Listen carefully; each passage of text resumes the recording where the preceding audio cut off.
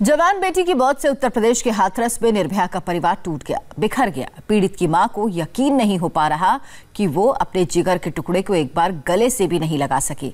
अब सरकार ने इंसाफ दिलाने का भरोसा दिलाया। जांच के लिए एसआईटी की टीम हाथरस पहुंची। फास्ट ट्रैक कोर्ट में सुनवाई की बात कही गई, लेकिन इस सवाल का जवाब अब भी नहीं मिला कि आखिर आधी रात में पीड़ित के शव का अंतिम संस्कार क्यों किया गया।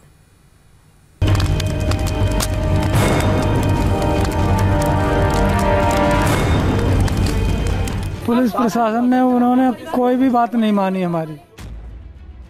इन लोगों ने बोला कि नहीं अभी होगा। हम बोले सवेरे करेंगे, हमारी बच्ची को बॉडी दे दो जाके। उनके जो बेटे हैं उनसे बात हुई थी और उन्होंने सहमति दी थी कि रात को अंतिम संस्कार कर दिया जाए।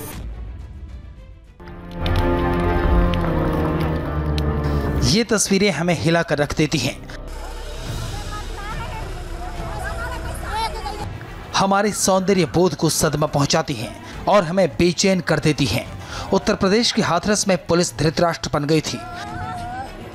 आधी रात को वर्दी वाले संविधान से मिले अधिकारों की धज्जियां उड़ा रहे थे। परिवार वालों को वर्दी और डंडे के जोरों पर घरों में कैद करके दरिंदगी के शिकार हुई उनकी बेटी का अंतिम संस्कार कर रहे थे। सब रात के रिश्तेदार हमारे आए हुए कब्जे देखने के लिए, सब लोग देखने के लिए आए। आपको देखना तो वहाँ चलो, शमशान घाट ले जा रहे थे। रात में ले जा रहे, यही ऑर्डर थे खाना में। तो लोगों ने नहीं मट्टी दी हमको, अपने आप जलाया। न भैया गए न बाप गए, लोगों ने कोई नहीं बुलाया। अंतिम संस्कार के साथ हाथरस की बेटी की आवाज तो शांत हो गई, लेकिन ये खामोशियां चीख रही थीं। इसी खामोशी ने सीएम से लेकर पीएम तक को बेचैन कर दिया। प्रधानमंत्री नरेंद्र मोदी ने मुख्यमंत्री योगी आदित्यनाथ को फोन कर मामले में सख्त कार्रवाई करने को कहा। योगी सरकार ने जांच के लिए 3 सदस्यों वाली एसआईटी बनाई, जो कल रात ही हाथरस पहुंच गई। एसआईटी को गृह विभाग के अंडर सेक्रेटरी भगवान स्वरूप लीड कर रहे हैं। उन्हें 7 दिन में रिपोर्ट देने को कहा गया है। पीड़ित परिवार को जल्द से जल्द इंसाफ मिले, इसके लिए मामले की फास्ट ट्रैक कोर्ट में सुनवाई की जाएगी।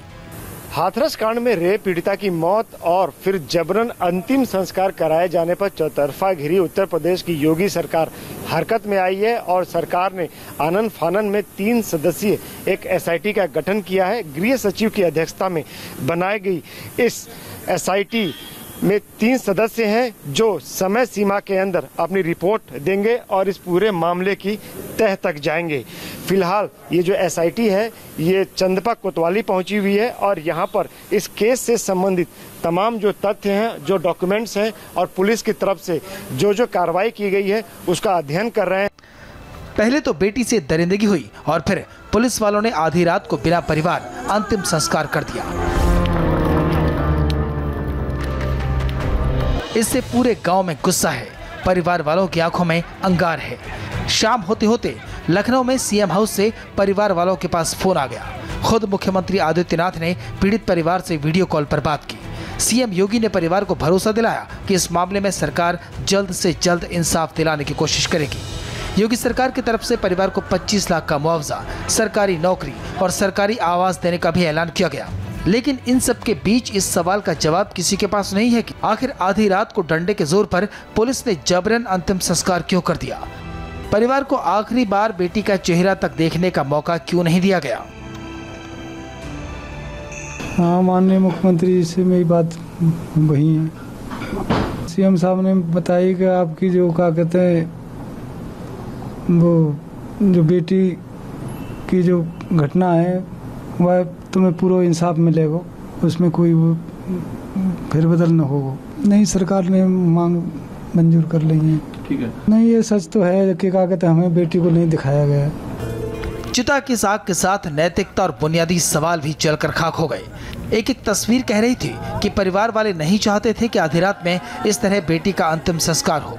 अपनी बेटी का एक बार चेहरा देखना चाहते थे, हाथों में मेहंदी और माथे में आंगन की मिट्टी लगाना चाहते थे।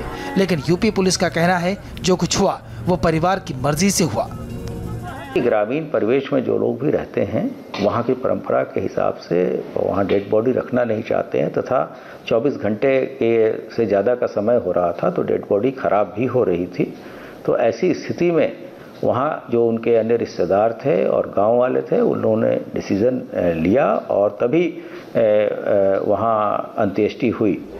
पुलिस इस वीडियो को दिखाकर यही साबित करना चाहती है कि अंतिम संस्कार में परिवार के लोग मौजूद थे, लेकिन सवाल है इन लोगों को कौन पहचानता है।